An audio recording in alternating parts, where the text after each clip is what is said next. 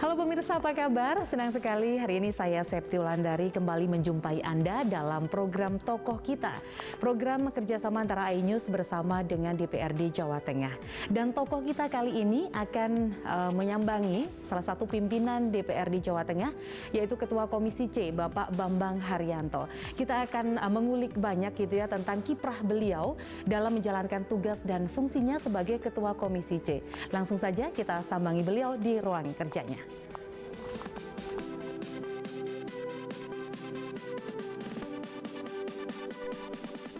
DPRD merupakan lembaga perwakilan rakyat daerah yang berkedudukan sebagai unsur penyelenggara pemerintahan daerah di provinsi atau kabupaten atau kota.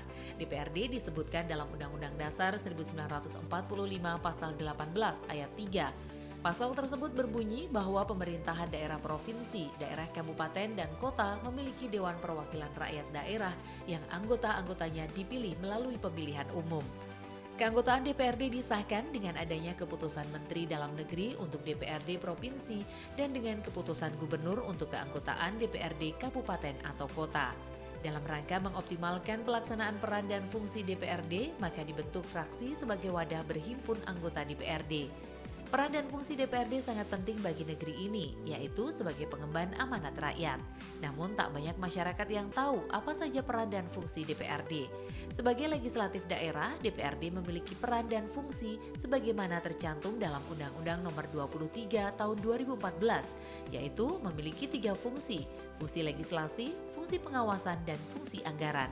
Ketiga fungsi tersebut harus dilaksanakan dalam kerangka representasi guna mengedepankan kepentingan rakyat berdasarkan aspirasi masyarakat. Penjaringan aspirasi masyarakat merupakan bagian integral dari upaya memberdayakan masyarakat, menumbuhkan prakarsa dan kreativitas, serta mengembangkan peran dan fungsi DPRD yang merupakan misi utama dari Undang-Undang tentang Pemerintahan Daerah. Sebagai fungsi legislasi, DPRD mempunyai peran untuk membentuk peraturan daerah, menentukan kebijakan, dan membuat undang-undang dengan memperhatikan keinginan rakyat.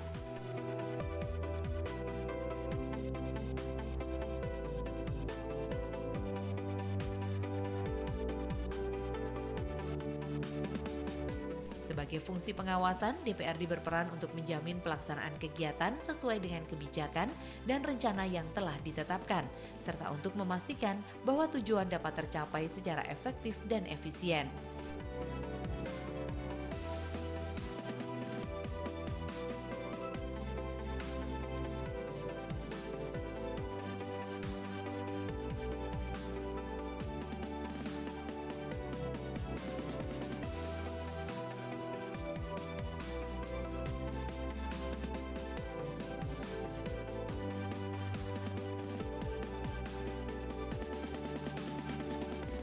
Sedangkan sebagai fungsi anggaran, DPRD bertugas untuk membahas, menyusun, dan menetapkan APBD yang diajukan pemerintah daerah bersama pemerintah kabupaten. Dalam melaksanakan fungsi tersebut, DPRD dilengkapi dengan tugas, wewenang, kewajiban, dan hak. Anggota DPRD yang mempunyai kedudukan atau status di dalam masyarakat diharapkan dapat melaksanakan tugas dan fungsi yang dimiliki agar mampu mewujudkan kesejahteraan masyarakat. Keberadaan DPRD sebagai legislatif daerah harus mampu menciptakan keseimbangan terhadap eksekutif daerah untuk mewujudkan pemerintahan daerah yang bersih. Keberhasilan DPRD dalam menjalankan peran dan fungsinya tidak hanya ditentukan oleh kewenangan formal yang dimiliki oleh kelembagaan DPRD, tapi yang jauh lebih penting adalah kapasitas dan kompetensi dari masing-masing individu para anggota dewan. Namun demikian, peran dan fungsi DPRD dalam menentukan bentuk dan hasil pemerintahan akan sangat bergantung dengan pola hubungan yang terjalin antara DPRD dengan unsur penyelenggaraan pemerintah di daerah lainnya, yaitu kepala daerah. DPRD bersama kepala daerah menjalin mitra kerja dalam membuat kebijakan daerah untuk melaksanakan otonomi daerah sesuai peran dan fungsinya masing-masing.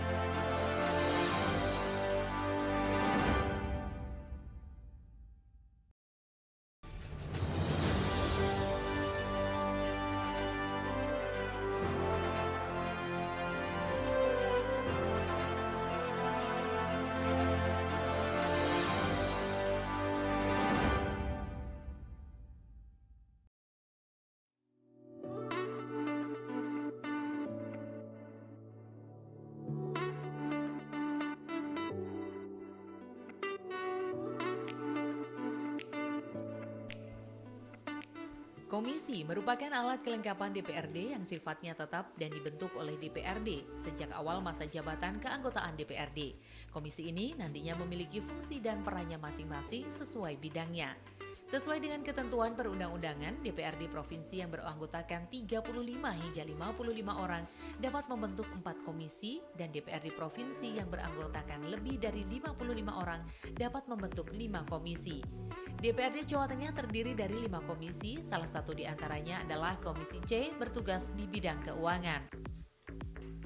Komisi C bertugas dalam bidang pengelolaan keuangan daerah, pelayanan pajak, retribusi perbankan, aset daerah, aset milik daerah, perusahaan patungan, dan penanaman modal, serta badan layanan umum daerah. Komisi C DPRD Jawa Tengah periode 2019 hingga 2024 beranggotakan 20 orang, dengan Bambang Haryanto sebagai ketua, Sriyanto Saputro sebagai wakil ketua, dan Henry Wicaksono sebagai sekretaris. Partai politik memiliki peran untuk memperjuangkan kepentingan rakyat, sekaligus menjadi sumber saluran partisipasi politik bagi warganya untuk ikut serta dalam pengambilan keputusan oleh pemerintah. Maka dari itu, hari ini kita akan mengulik profil seseorang yang berpengaruh di lingkungan masyarakat, khususnya Jawa Tengah.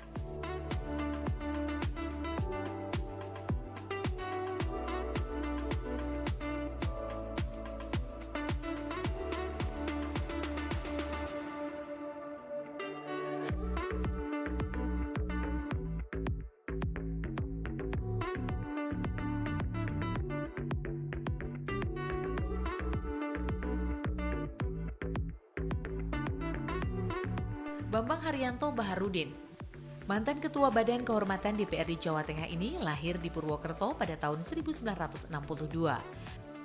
Ia juga menjabat sebagai Ketua Fraksi PDI Perjuangan Jawa Tengah dan sekarang menjabat sebagai Wakil Ketua Bidang Pemenangan Pemilu di DPD PDI Perjuangan Jawa Tengah periode 2019 hingga 2024. Selain itu, ia menjabat sebagai Ketua Komisi C di bidang keuangan DPRD Jawa Tengah periode 2019 hingga 2024. Bambang Haryanto berasal dari Dapil Banyumas Cilacap. Sebelumnya pernah menjabat sebagai anggota Komisi C DPRD Jawa Tengah. Sebagai Ketua Komisi C DPRD Jawa Tengah, ia memiliki tujuan untuk meningkatkan aset dan PAD dalam mendukung percepatan pemulihan ekonomi di Jawa Tengah, khususnya selama pandemi COVID-19.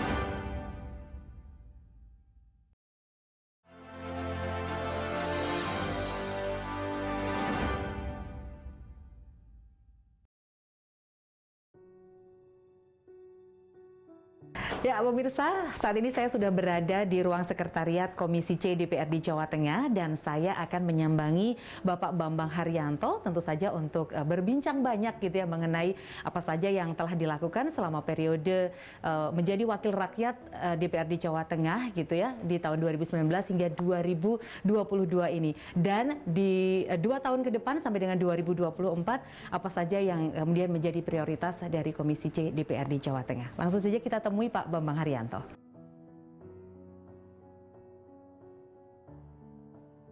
Selamat siang Pak Bambang. Selamat siang Mbak Septi. Oke Pak Bambang, saya mau ngerepotin ngobrol-ngobrol sama Pak Bambang. Boleh. Oke, ya. Oke, terima kasih. Udah disiapin loh kursinya.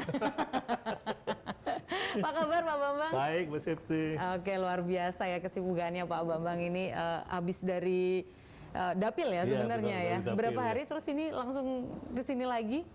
Hari ini nanti kan mestinya besok masih ada kunjungan dapil juga gitu. Jadi spesial untuk acara hari ini aku datang ke sini Oke, gitu. jadi hari ini spesial untuk kita kulik gitu Nah, ya. gitu. Kita kulik keseharian dari Pak Bambang, tentu saja juga kinerjanya gitu ya selama menjabat Ketua Komisi C DPRD Jawa Tengah. Karena ini kan udah tahun tengah-tengah ya Pak ya. Iya, betul ya. Sudah banyak tentu saja yang dilakukan sebagai wakil rakyat, tapi juga masih ada PR-PR gitu selama 2 tahun ke depan. Iya. Sebelum kita ngobrolin soal itu Pak Bambang, Pak Bambang ini kalau tidak salah 5 kali periode ya dipercaya oleh masyarakat di wilayah Banjarnegara, ada Banyumas, Cilacap ya gitu yang mempercayakan Pak Bambang sebagai wakil rakyat di DPRD Jawa Tengah. Rahasianya apa Pak? Itu luar biasa loh Pak, 5 kali berturut-turut ya. Gimana Pak? Artinya gini Mbak Septi. Sebetulnya tidak ada rahasia khusus itu ya. Kita melakukan yang biasa-biasa saja. Cuma ini menurut keyakinan saja gitu.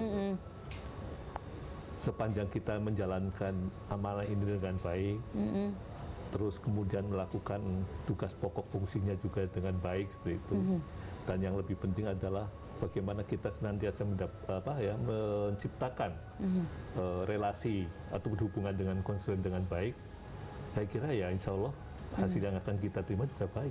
Oke, jadi garis bawahnya adalah insya Allah amanah hingga dipercaya betul, gitu ya Pak ya. Iya. Karena dari masyarakat ini yang kemudian juga memang mempercayakan Bapak sebagai wakil rakyat gitu. Betul gitu. Nah, kaitannya dengan di Komisi C nih Pak. Komisi C DPRD Jawa Tengah ini adalah komisi yang membidangi terkait dengan keuangan daerah ya Pak ya, BUMD, aset daerah juga gitu.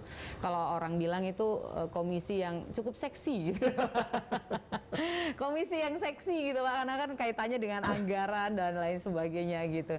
Boleh diceritakan terlebih dahulu gitu Pak, terkait dengan kinerja di Komisi C ini.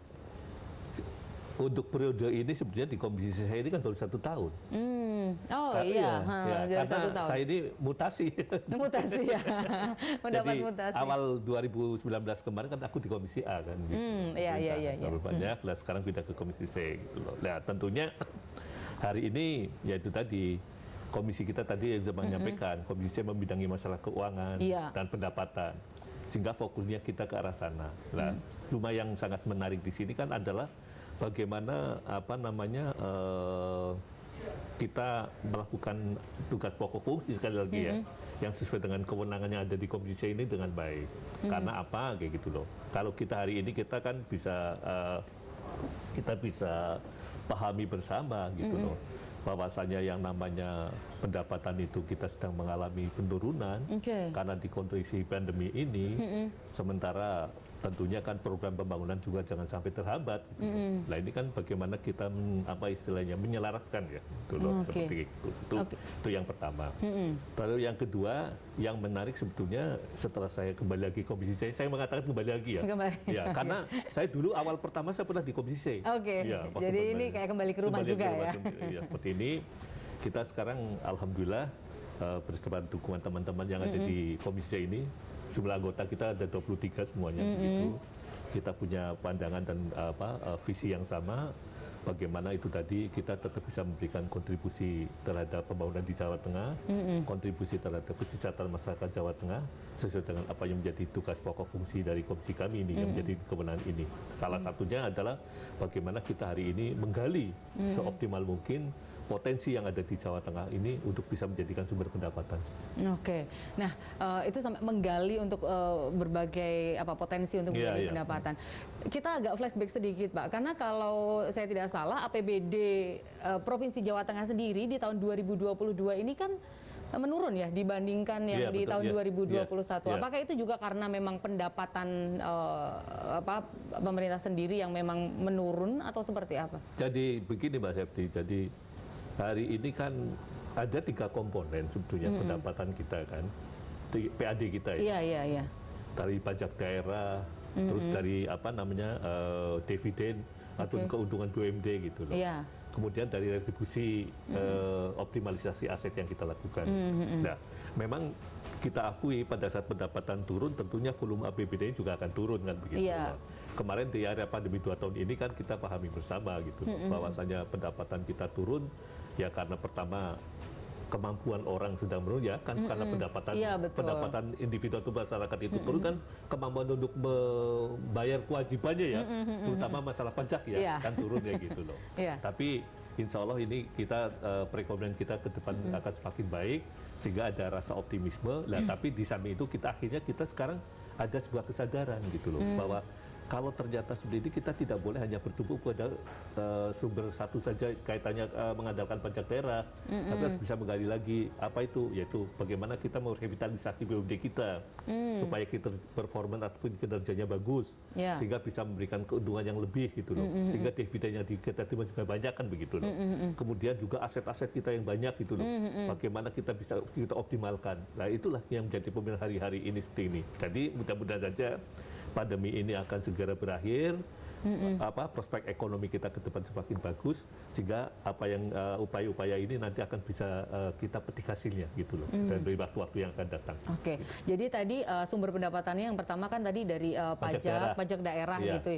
Nah. Itu yang paling tinggi atau paling tinggi. Itu paling tinggi ya Pak? Hari ini hampir mungkin 80% ya kayak gitu, PAD kita tuh bertumpu pada pajak daerah itu kayak gitu. Dan itu perolehannya memang sesuai target gitu nggak sih dari pemerintah sendiri? Ya itu tadi, karena di era pandemi ini memang tidak tercapai ya, karena ada beberapa hal itu tadi. Karena kemarin itu sekarang misalnya tunggakan mungkin semakin meningkat ya. Karena itu kita bisa pahami pada saat masyarakat kemampuan ekonominya turun kayak gitu, artinya kan dia tidak bisa memenuhi apa yang menjadi hal-hal seperti kayak gitu. Kira-kira begitu. Oke, yang karena memang dari pajak ini juga kemudian dioptimalkan lah karena yang tahun lalu memang karena pandemi juga gitu.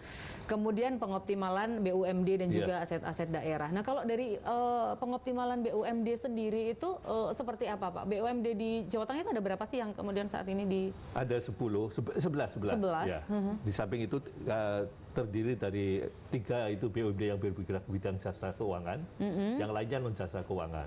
Nah, memang hari ini kita kalau BUMD kita yang masih moncer kayak gitu, masih menjadi primabdora yaitu ada di jasa keuangan yaitu Bank Jateng. Di luar Bank Jateng? Ada BPRPKK dan kemudian Jambrida, penjaminan kredit kayak gitu. Nah, lainnya seperti itu. Nah, akhirnya bagaimana cara seperti ini? Itu tentunya kita bagaimana mendorong ya tuh ya, tata kelolanya ya, manajemennya gitulah tentunya satu. Dan yang kedua ya kita harus bisa melihat potensi daripada unit usaha dari BUMD kita itu kira-kira apa yang bisa kita optimalkan misalnya gitu loh. Kita punya BUMD yang bergerak di bidang air bersih, PDAB. Kemudian kita melihat ada proyek strategis nasional. Kawasan industri terpadu Batang. Kawasan industri terpadu Batang ya Pak ya. Kita melihat di sana ada potensi. Pasti kan ada kebutuhan air untuk industri kan besar itu. Nah, kita bagaimana ada pendekatan-pendekatan upaya untuk kira-kira kita bisa masuk gitu loh. Dalam sebagai operator di sana gitu. Sehingga bahasa kita supaya pada saat kita ada proyek strategis nasional yang cukup bagus ini, Jawa Tengah tidak hanya menjadi penonton, masyarakat juga harus bisa terdampak positif. Nah, termasuk yaitu tadi BUMD kita bisa berperan serta berpartisipasi secara aktif di sana. Itu salah satu contoh begitu. Kemudian yang berikutnya tentunya yaitu tadi kita sengaja mendorong para manajemen yang ada di BUMD ini untuk sekali lagi itu loh, ada punya kreasi, inovasi, langkah terobosan untuk bagaimana bisa mengoptimalkan kinerja mereka dalam mengelola perusahaan itu sendiri. Iya, karena itu kan menggunakan anggaran pemerintah juga gitu ya, jadi harus menguntungkan. Nah, kalau tadi Pak Bambang menceritakan bahwa 3 BUMD itu di jasa keuangan, apa namanya, Bank Jateng, BPR BKK, dan juga Jamkrida. Tadi Bank Jateng ini memang sudah ya inilah ya, Bank Jateng tuh kalau ibaratnya kita sambil merem aja itu apa inilah ya, karena memang nasabahnya juga PNS dan lain sebagainya gitu. Nah, kalau di luar yang Bank Jateng itu Pak, kayak Jamkrida, kemudian BPR BKK itu juga seperti apa pengoptimalannya? Apakah dia jauh gitu dengan Bank Jateng? Jauh ya? Karena begini, karena sebetulnya kan masing-masing punya penugasan ataupun punya sasaran nasabah sendiri-sendiri ya. Betul. Dan kemudian juga kita lihat historisnya gitu loh. Jadi filosofi BPR BKK ini sebetulnya cukup panjang. Karena yang namanya BPR BKK hari ini memang sekarang sudah bisa badan hukumnya sudah sangat perform gitu loh, menjadi PT Perseroda. Tapi sejatinya di awal itu kan cuma sekedar malah private officer. Jadi sebelum jadi dengan manajemen sederhana. Tapi intinya hari ini BPR BKK itu tetap tidak bisa ya meninggalkan historisnya, sejarahnya, yang mana itu adalah sejatinya untuk bagaimana dia bisa melayani masyarakat kecil, pedagang kecil, modal kecil, petani dan sebagainya, mungkin yang sifatnya masih usahanya kecil kayak gitu. Dan yang lebih penting adalah bagaimana bisa mengurangi dampak negatif dari adanya rentenir yang ada di masyarakat. Itu sebetulnya begitu. Itu jadi tidak melulu kayak BPR BKK itu bahwa dia harus menguntungkan di satu sisi secara finansial gitu. Sebetulnya menguntungkan, tetap menguntungkan. Artinya pasarnya yang beda ya, marketnya seperti kayak gitu. Maka kita sekarang ini sedang menyiapkan perda tentang perubahan badan hukum Bank Jateng, yang mana mudah-mudahan nanti perda ini kita bisa mengatur juga tentang ekosistem badan usaha di bidang jasa keuangan ini, supaya kira-kira antara satu dan satunya ini tidak terjadi tumpang tindih, tapi bisa membagi market masing-masing kayak gitu loh, yang mana nanti menguntungkan bagi kita semua dan juga menguntungan bagi masyarakat. Gitu. Oke, jadi berarti yang terjadi selama ini masih ada tumpang tindih gitu ya Pak ya? Kita tidak tutup mata seperti kayak gitulah. Jadi sehingga kita, karena mirip-mirip kali ya. Kita tidak bisa lakukan ya. Yang mana esensi daripada bisnis itu kan juga persaingan, kompetisi gitu loh. Jadi seperti itu. Tapi ya karena ini satu keluarga, bagaimana kompetisi ini dibikin sebaik mungkin lah kira-kira begitu. Biar sama-sama menguntungkan lah ya. Oke, itu jadi itu kira-kira kalau dari Komisi C sekarang ini memang sedang mengoptimalkan itu ya, BUMD. Nah, saya juga ingin tanya Pak sebenarnya tentang kebijakan anggaran lah ya, karena Komisi C ini kan membawahi juga tentang keuangan daerah. Kalau di tahun 2021 lalu tuh banyak refocusing kan Pak ya. Banyak refocusing, banyak yang kemudian proyek-proyek juga berhenti gitu, infrastruktur dan lain sebagainya. Nah, di tahun 2022 ini sebenarnya seperti apa gitu arahnya di kebijakan anggaran? Nah, ini nanti kita lanjutkan di segmen berikutnya Pak Bambang. Saya juga pengen tahu nih ruang-ruangan yang selama ini menjadi saksi bisu gitu ya Pak Bambang dan kawan-kawan memutuskan sesuatu untuk rakyat Jawa Tengah. Oke, nanti kita akan kembali di segmen berikutnya.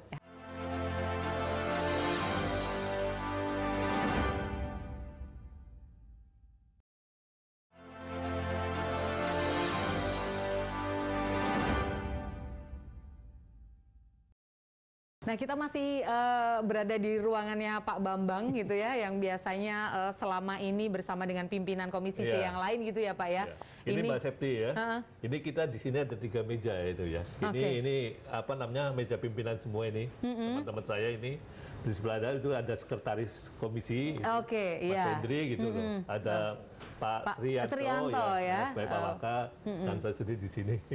Oke, jadi emang di sini nih hari-hari lah, ngobrolin santai, ngobrolin hal kerjaan semuanya ya Pak ya. Kita bisa mendiskusikan banyak hal ya di ruang ini gitu. Oh gitu ya, mendiskusikan banyak hal. Oke, termasuk yang anggaran tadi ya Pak. Kayak gitu Termasuk yang anggaran untuk kebijakan-kebijakan anggaran itu juga di ruangan ini, kemudian dirapatkan juga gitu ya bersama dengan anggota komisi yang lain gitu ya. Kalau bersama dengan anggota komisi yang lain di ruangan ini atau ada ruang rapat sendiri khusus nih Pak? Ada ruang rapat sendiri itu, di sebelah sana itu. Oke, jadi dekat ya Pak, hanya dekat, ya, dibatasi. Ya, dibatasi apa seperti itu. Gimana kalau kita ke sana aja Pak, sambil kita biar kita gitu, semua bisa boleh. merasakan ya. Gitu ya. Okay. Mbak Septi, ini seperti ya, tadi Pak, ya. janji saya untuk memberi tahu ataupun memperlihatkan ya ruang-ruang yang ada di Komdise. Tadi kita itu ruang pimpinan, gitu. Iya. Tadi seperti ini. Nah ini adalah ruang untuk rapat gitu loh. Jadi kita kalau rapat-rapat dengan mitra kerja kita, dengan OPD ya di ruang ini. Oke, jadi dengan OPD, dengan anggota komisi juga di sini semuanya. Ini jadi ini dinding-dinding ini adalah saksi bisu ya Pak ya.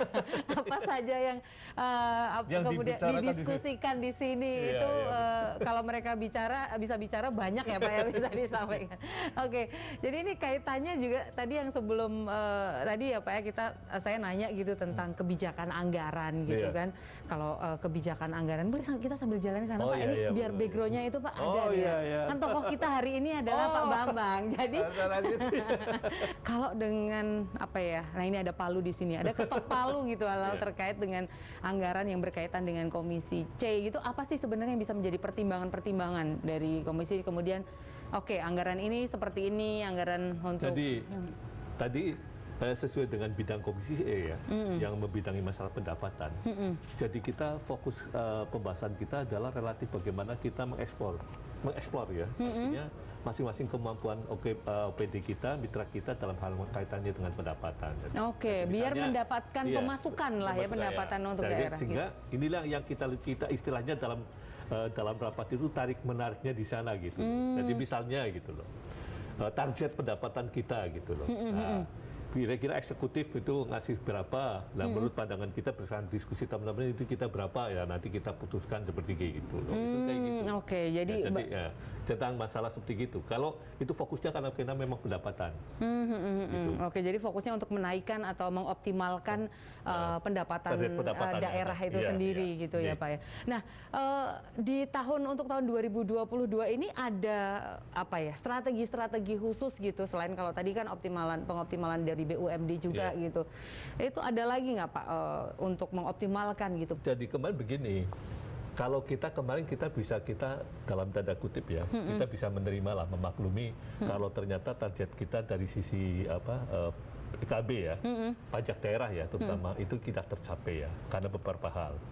Pertama ya saya berkali-kali sampaikan, mungkin penurunan kemampuan masyarakat dalam membayar gitu. Kemudian juga secara teknis mungkin kemarin kan ada kebijakan pembatasan. Oh iya betul. PSBB gitu. Nggak bisa kemana-mana gitu ya Pak ya. Gitu. Artinya kan pelayanan tidak bisa optimal. Orang mungkin juga tidak mungkin agak ragu ya untuk datang ke tempat pelayanan. Kemudian pelayan juga tidak optimal. Salah satu contoh misalnya loh. Biasanya untuk pembayaran pajak daerah ini di kantor-kantor Samsat yang ada di 35 kabupaten kota ini kan sebetulnya kan sudah punya langkah terobosan untuk mengoptimalkan untuk bagaimana pelayanan. Ada namanya Samsat keliling, ada Samsat malam, jemput bola lah ya gitu. Tapi kemarin kan ada batas seperti itu. Nah, sehingga hari ini tentunya gitu loh, pada saat situasi mungkin nanti semakin membaik, tentunya kita bagaimana kita kembali lagi loh, mengoptimalkan pelayanan-pelayanan seperti itu, yang mudah-mudahan saja loh, pada saat kemampuan masyarakat sudah ada, pelayanan semakin dekat, semakin mudah, gitu loh, sehingga benar wajib pajak ini benar-benar bisa memenuhi kewajibannya, sehingga itu target pendapatan yang dari pajak daerah yang kita pasang, insya Allah kita tercapai. Nah ini kaitannya dengan sekarang ini lagi rame lagi gitu ya, kalau kemarin kita sudah agak longgar sedikit gitu, ini ada ancaman Omikron yang katanya juga cukup perlu diwaspadai gitu, bahkan beberapa daerah juga sudah menerapkan PPKM level 3 gitu ya. Nah ini kira-kira kalau di Jawa Tengah seperti apa nih? Apakah ini nanti akan pengaruh pada mudah-mudahan begini aja. Kalau kita lihat kan sebetulnya kan persiapan untuk bagaimana mengantisipasi daripada penyebaran ataupun virus-virus baru ini kan lebih baik lah ya. Artinya kan lebih siap kita lagi. Sehingga kita harapkan bahwasanya ya mudah-mudahan apa yang sementara ini menjadikan sering disampaikan diinformasikan oleh Satgas, oleh penanggung jawab PPKM Jawa Bali dan sebagainya Pak Menko gitu loh. Bahwasanya nanti akan ada puncaknya kira-kira seperti ini dan nanti itu setelah itu akan landai kembali. Ya mudah-mudahan seperti itu aja. Gitu. Tapi harapan kita sekali lagi ya itu tadi karena ini pandemi ini sangat-sangat sukar diprediksi gitu ya. Iya, Nah, betul. kayak gitu. Nah, harapan kita itu tadi supaya kita tetap punya optimisme, tapi pada saat itu kita menyiapkan saja itu pada saat itu. Jadi pada saat ternyata kondisi itu sudah baik, kita sudah siap. Kayak gitu. Jadi tetap harus waspada, siap-siap Iya, betul, gitu. Nah, Pak, yang salah satu juga yang dibidangi oleh Komisi C gitu ya, Pak Bambang dan teman-teman ini kan adalah PRPP ya Pak ya, untuk wisata gitu ya. Itu kan juga di bawah ini ya, Komisi C. Nah, kalau dengan PRPP sendiri seperti apa Pak? Ini kan dia fokusnya di wisata gitu, sementara wisata tahun lalu ya kita tahu gitu ya, semua kayak ibaratnya tiarap gitu ya. Nah, di tahun ini ada sesuatu yang mungkin kalau untuk kita memberikan penguatan terhadap PRPP ini, itu kebetulan itu sudah dimulai dari di komisi ini sebelum saya masuk kayak gitu loh. Kebetulan ada hari ini kan ada amanat perubahan badan hukum. Peraturan daerah yang menganut perubahan badan hukum. Perubahan badan hukum PRPP ini?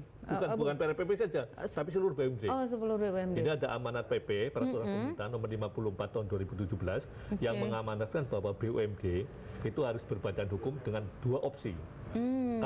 Kalau tidak perusahaan umum daerah, itu harus perseroan daerah. Ini seperti itu. Kembali lagi, pada saat PRPP ini dijadikan sebagai perseroda, PT perseroan daerah itu, sebelum saya masuk ini, jadi ini sebenarnya bukan, saya malah tidak mengikuti, tapi saya juga bercerita aja gitu. Dan ini sejalan akan kita lanjutkan terus-menerus, bahwasanya itu tadi, kita bagaimana membuat BUMD ini dalam konteks unit usahanya, itu dengan baik, sehingga tidak hanya terjadi tumpang tindih, tapi ada fokus bisnis yang pasti gitu. Fokus bisnis. Apakah sebelumnya nggak beberapa gitu artinya tidak banyak fokus? yang tidak jalan gitu. Artinya sekarang kayak PRPP. PRPP kan basis usahanya kan di bidang pariwisata.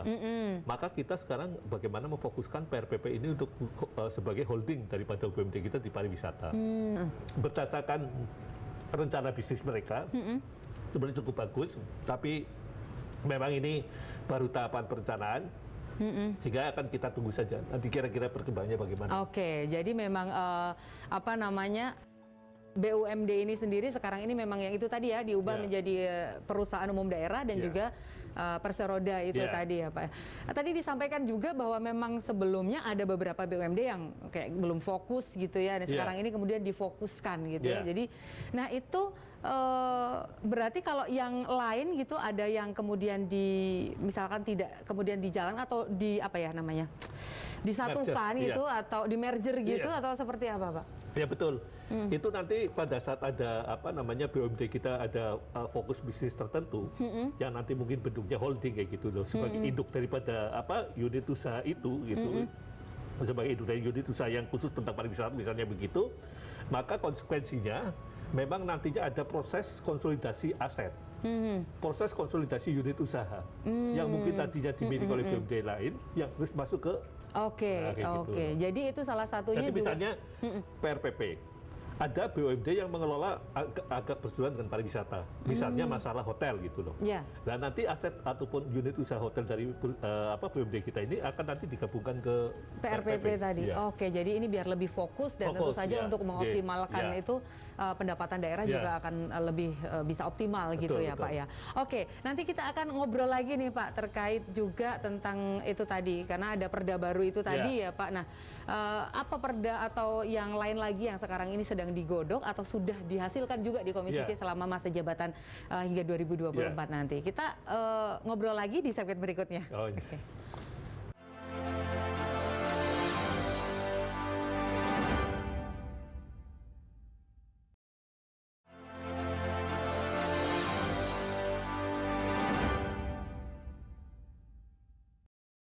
Oke, Pak Bambang, kita lanjutkan lagi nih tadi obrolan kita terkait dengan di 2022 ini kemarin kan sudah ada yang ditetapkan ya, apa namanya, perda baru gitu ya. Nah ini apa saja yang sudah ada dan kemudian yang lagi digodok lagi gitu, apa saja gitu dari Komisi C? Tapi kita duduk aja dulu ya. Wah, itu cocok sekali Pak, langsung aja kita memberakakan gini supaya Mbak Septi latihan bagaimana kita duduk sambil rapat. Oke, jadi ini saya menyamar menjadi Pak Srianto ya. Ini kan Pak Srianto tuh. Pak Srianto berambut panjang. Maaf ya Pak Srianto. Iya betul, jadi kan fungsi DPR itu kan ada 3. Fungsi legislasi, fungsi budgeting, dan fungsi kontrol pengawasan. Betul. Nah, kaitannya dengan apa yang Mbak Septi tanyakan itu adalah kaitannya dengan fungsi legislasi. Ya. Betul. Nah, hari ini seperti tadi sampaikan, kita memang sedang fokus membahas ataupun menyelesaikan peraturan-peraturan daerah yang berkaitan dengan masalah perubahan bentuk badan hukum yang ada di BUMD. Itu tadi ya, badan hukum. Setelah kita kemarin PRPP, kemudian ada JIPEN. JIPEN itu BUMD kita yang bergerak di bidang energi. Oh, ya, di bidang Jateng energi. Petro Energi. Oh, Jateng Petro Energi ya, JIPEN. Okay. Kemudian kita baru menyelesaikan perubahan badan hukum PD CMJT dari perusahaan daerah menjadi perseroda, nanti seperti itu. Ini badan usaha yang terlalu banyak unit usahanya. Oke, apa saja nih Pak sebelumnya? Itu hari ini ada bergerak di bidang hotel. Itu kita punya Kosambi Hijau. Oh iya, kemudian Kosambi ada Hijau. perkebunan di kawasan Telogo. Kemudian ada pabrik es di beberapa tempat, di Cilacap, di Tegal gitu. Kemudian juga ada banyak ya, ada pabrik es juga. Seperti gitulah. Pom bensin, rumah makan gitu. Nah ini tuh kita kemudian baru menyelesaikan perubahan badan hukumnya, dan kita sudah putuskan juga nanti bisnis intinya fokus kita adalah bidang pangan gitu. Oke, jadi nanti dia hanya akan fokus di bidang pangan aja.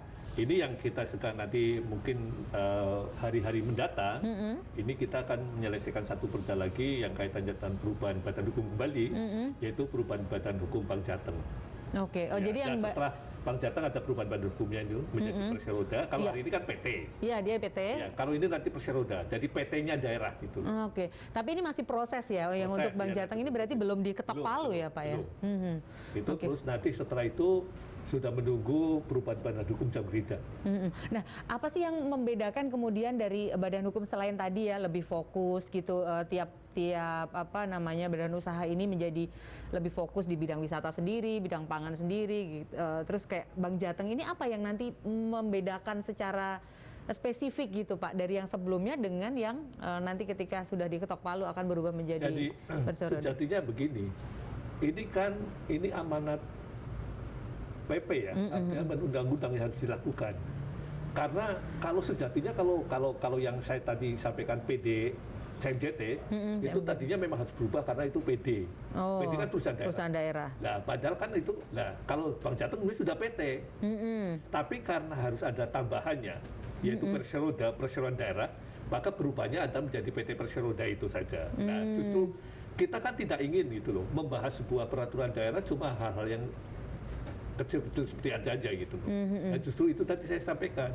Kira-kira kita akan masuk apa di peraturan daerah itu yang nanti bisa kita akan menimbulkan apa ya istilahnya ya, lebih punya apa ya istilahnya, perda ini lebih punya bobot.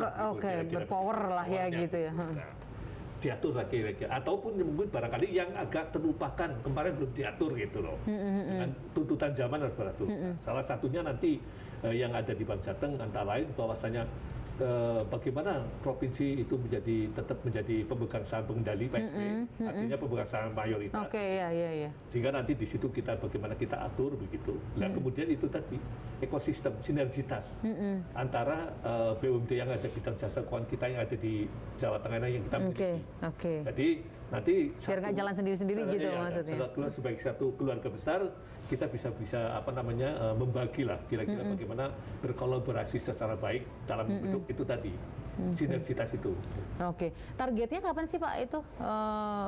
Kemudian nanti akan sudah memang semuanya ya? Ini berarti kalau untuk Bank Jateng mungkin mudah-mudahan bulan April mungkin bisa sudah. Bulan April sudah jalan. Dari 11 BUMD itu berarti sudah berapa yang? 5 apa 6 yang sudah. Oke, dan sisanya nanti kita tunggu gitu. Oke, masih menunggu.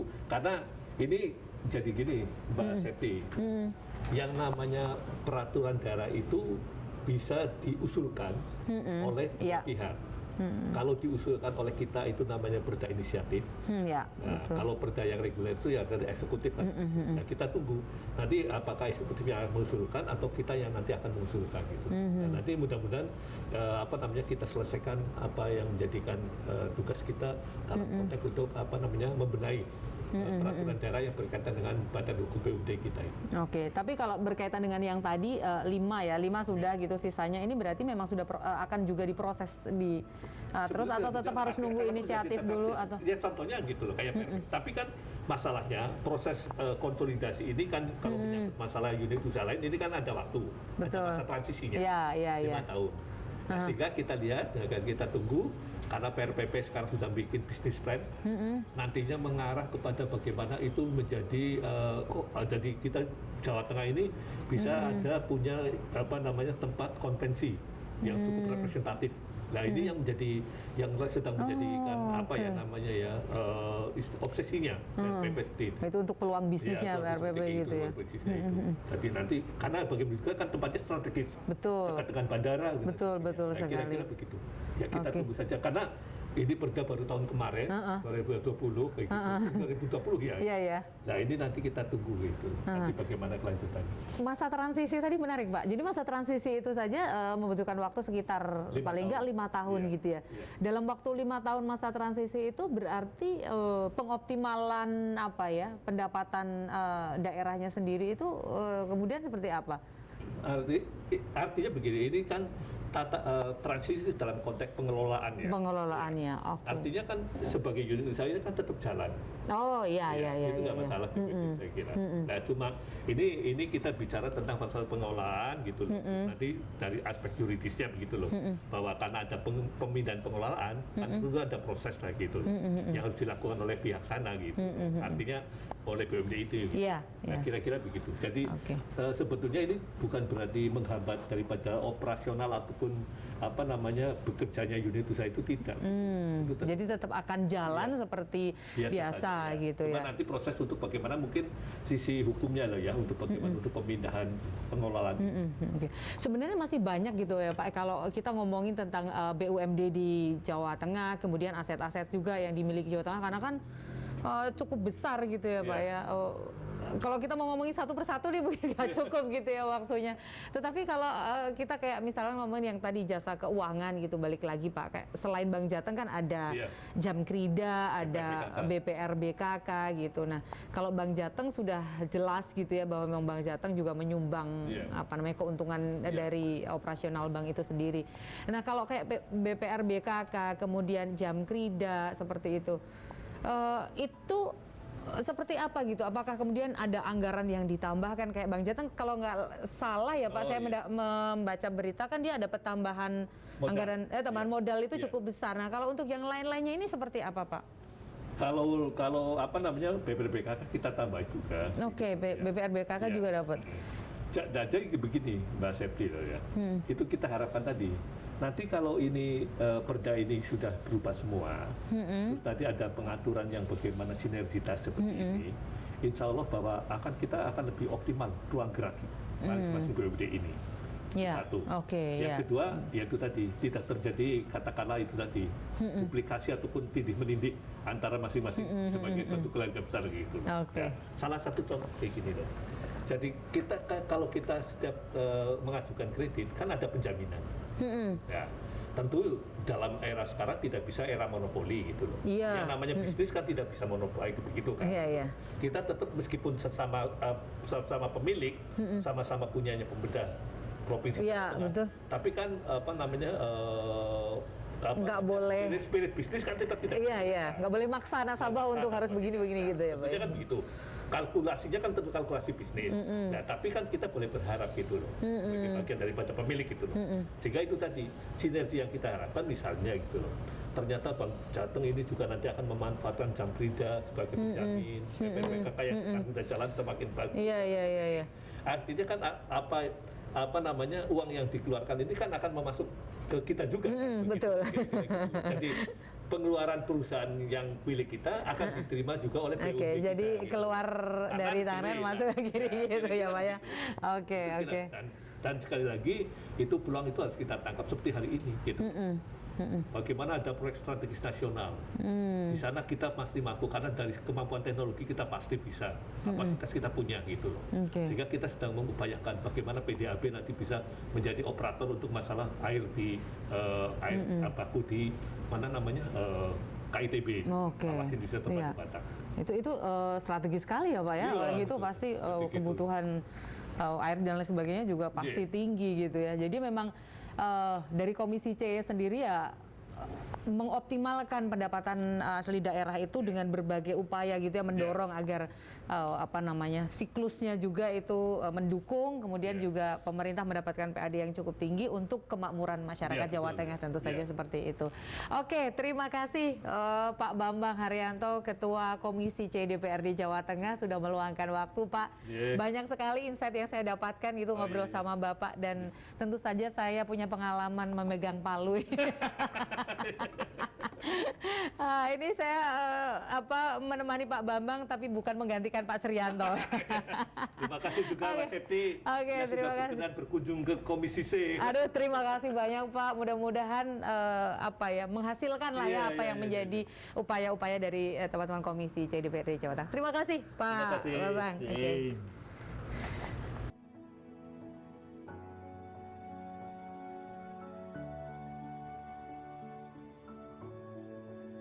Ya pemirsa, itu tadi obrolan saya bersama dengan Ketua Komisi C DPRD Jawa Tengah, Bapak Bambang Haryanto. Sampai jumpa di program Toko Kita selanjutnya. Selamat siang dan sampai jumpa.